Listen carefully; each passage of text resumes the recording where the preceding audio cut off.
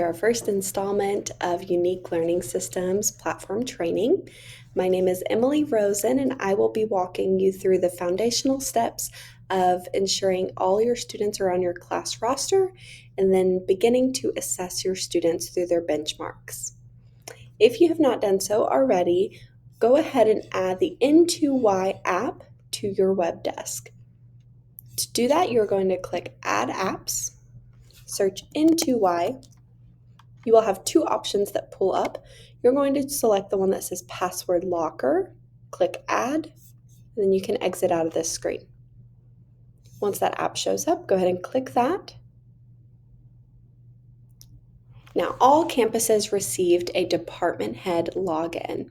So if you do not know your ULS login, see your department head. Some campuses have multiple logins based on class student enrollment, but your department head knows those logins.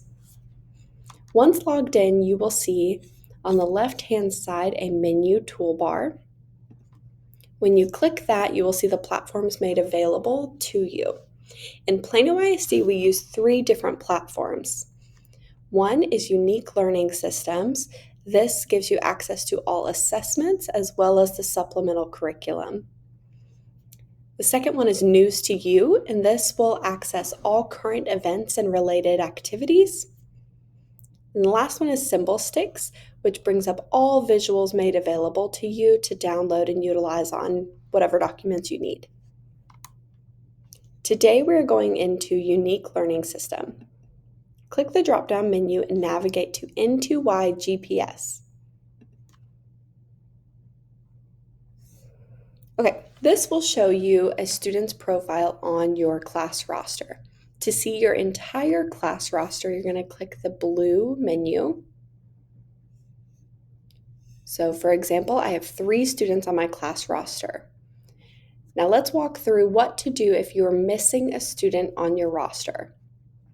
Since students do not automatically roll over to their feeder campus, sometimes we have to go in and manually add them. To do that, you're going to click Manage Students.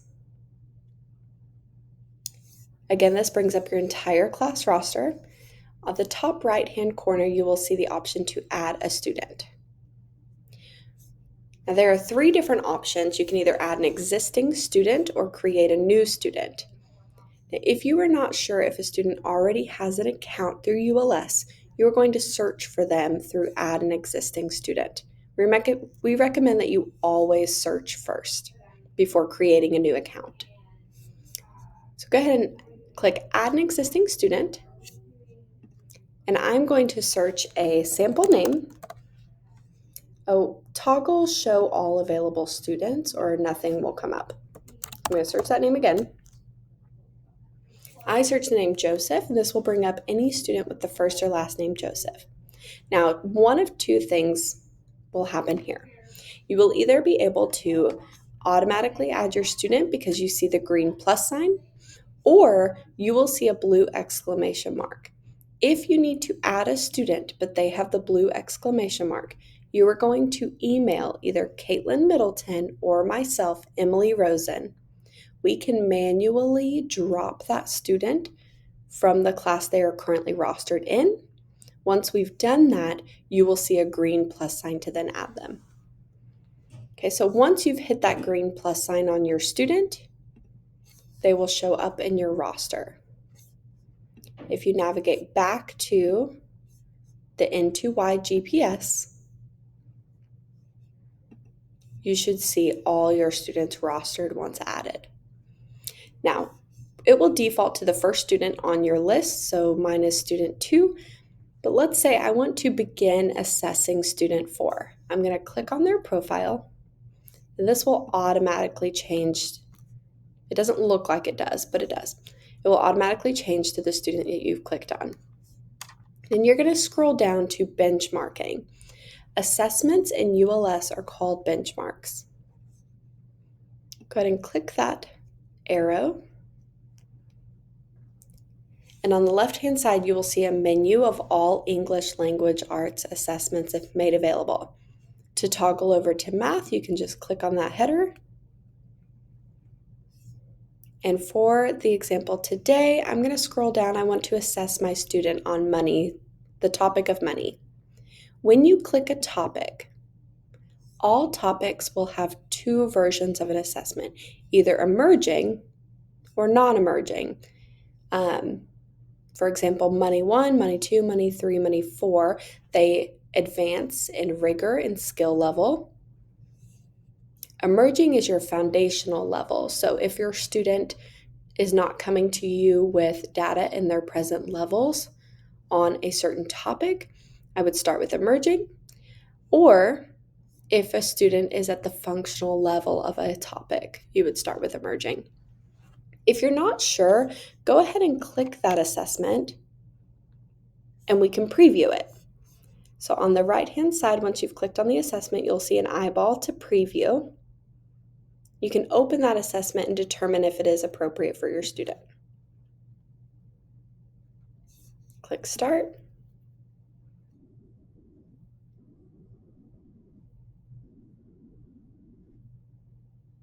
Okay, so I notice that emerging is errorless for the topic of money. If my student does not require errorless, I'm just going to exit out. Exit out again. And go back to that list of assessments. So again, a student that I'm not sure what they are capable of doing for a topic of money or what their background knowledge is, I'm going to start with that level 1.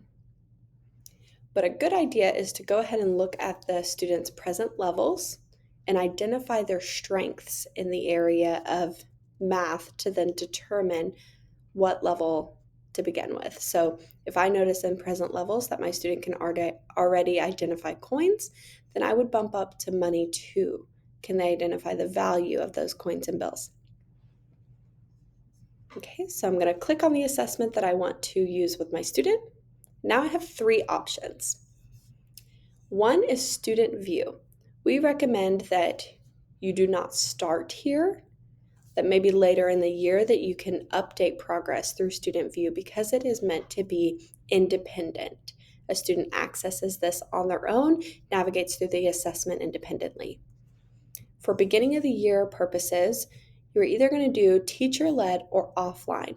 Offline will bring up a printable version that you can then score in the platform.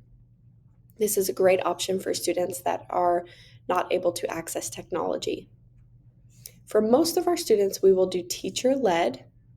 You'll click launch and it will bring up that assessment that you can do together side by side with your student in rotations. Now, once your student has completed an assessment, all data is saved in the GPS. So again, you can toggle up here between windows, or you can go back up to that toolbar, click into iGPS. Now I was assessing student 4. I'm going to scroll down to Student Summary Report. This will show me all assessments that have been completed.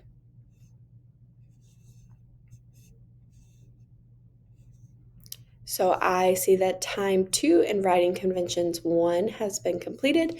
It will give you their accuracy score, but if you click on it, pop up in a new window, it will give you an actual summary of the skills that your student is able to do. Now, this is a summary for just one skill, so imagine if you have assessed a student on several skills and you want to use this for present levels, this can get very lengthy. So please refer to our secondary PLAF guidance that has been updated with ULS and the guidance on how to enter this into your present levels. So if a student has done multiple levels of an assessment, for example, addition and subtraction, I started at 1, they were 100% proficient, so I went on to addition and subtraction 2, they're at 50, and then addition and subtraction 3, they were at 50. So I show that these are the assessments that are taken, but then I compiled all summaries into one to shorten that length.